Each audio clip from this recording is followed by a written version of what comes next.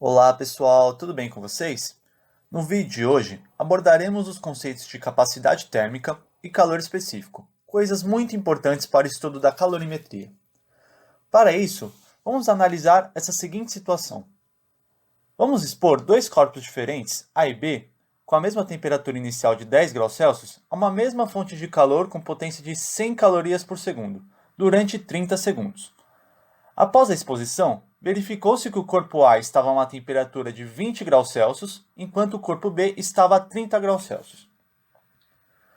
Podemos saber a quantidade de energia, ou seja, calor, que a fonte térmica cedeu para estes corpos esquentarem. Para isso, basta utilizarmos a equação que relaciona a potência, a energia e o tempo que a fonte de calor ficou ligada. Se soubermos que a potência da fonte vale 100 calorias por segundo e que ficou ligada por 30 segundos, basta passarmos o 30 multiplicando do outro lado para saber que o calor cedido pela fonte foi de 3.000 calorias. Agora, sabemos que o corpo A precisou receber 3.000 calorias para aumentar sua temperatura em 10 graus Celsius, enquanto o corpo B precisou receber as mesmas 3.000 calorias para aumentar sua temperatura em 20 graus Celsius. Com isso, quais deverão ser as quantidades de energia necessárias para elevar as temperaturas desses corpos em 1 grau Celsius?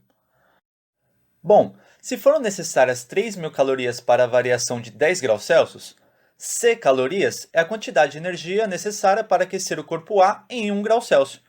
Multiplicando em cruz, teremos que 10 graus Celsius vezes C igual a 3.000 calorias vezes 1 grau Celsius.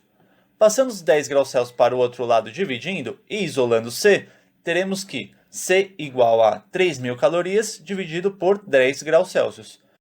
E finalmente, que C igual a 300 calorias por grau Celsius. Ou seja, foram necessárias 300 calorias para variar a temperatura do corpo A em 1 grau Celsius.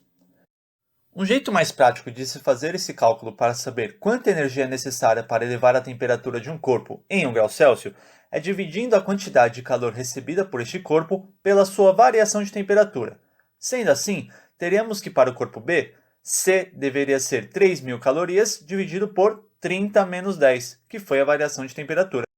Desta forma, o C para o corpo B vale 150 calorias por grau Celsius. Na física, o C maiúsculo representa uma grandeza chamada capacidade térmica, que nos diz quanta energia deve ser absorvida ou cedida por um corpo para que este varie sua temperatura em uma unidade de temperatura.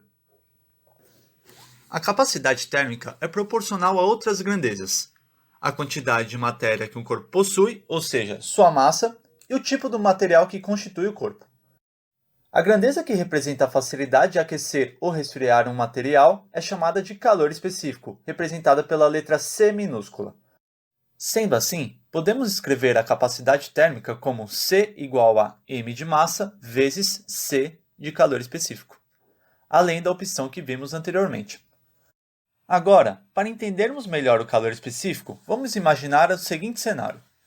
Se formos à praia ao meio-dia em um dia ensolarado, temos grandes chances de queimarmos o pé ao pisarmos na areia, pois essa possuirá uma temperatura elevada. Em seguida, provavelmente colocaríamos nossos pés na água do mar, pois essa está a uma temperatura mais baixa e irá nos refrescar. Ao anoitecer, vamos notar que a água do mar estará quentinha, enquanto a areia estará fria. Isso acontece porque o calor específico da areia é menor do que o da água. Ok, mas o que isso significa?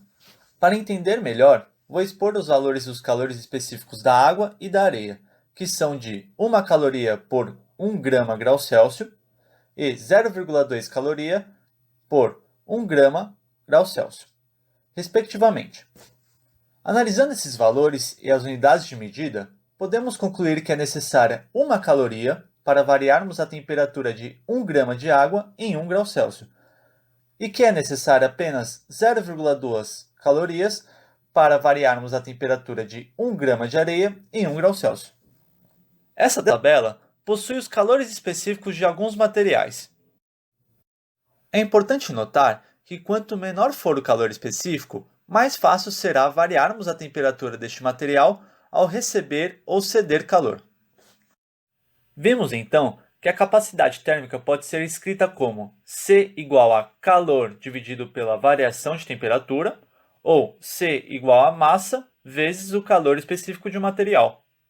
Manipulando a primeira equação, teremos que o calor pode ser escrito como capacidade térmica vezes a variação de temperatura. E que, substituindo a segunda equação na primeira, teremos que calor igual a massa vezes o calor específico vezes a variação de temperatura.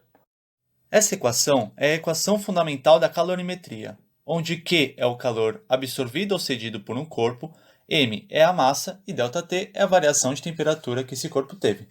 Se formos calcular a quantidade necessária de energia para elevar 1 kg de água de 20 graus Celsius para 40 graus Celsius, sabendo-se que o calor específico da água é de 1 caloria por grau Celsius, basta pedirmos ajuda à equação fundamental da calorimetria.